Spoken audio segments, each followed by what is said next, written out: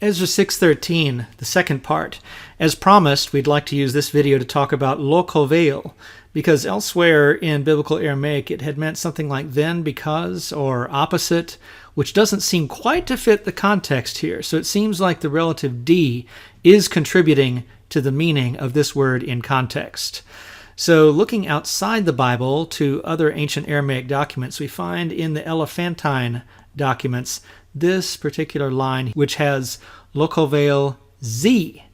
And this part of the line means to build it in the fortress of Elephantine inasmuch as, or just as, it was built before, which is the meaning that we had said we find in Ezra 6:13. But commenting on the Elephantine Aramaic here, why is it that we have Z instead of D?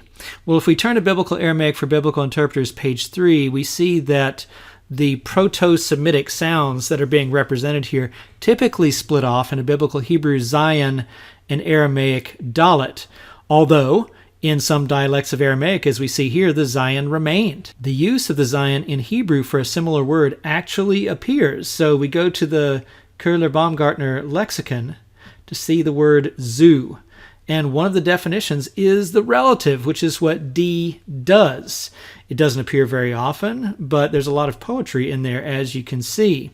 Gesenius says that this zu word is the etymological equivalent of Aramaic D. So he's making the claim that in the development of Hebrew, that there's a very similar word as Aramaic D, which exhibits the sound change to Hebrew Zayin that we expect. Well, we return now to Ezra 6:13 to continue our reading.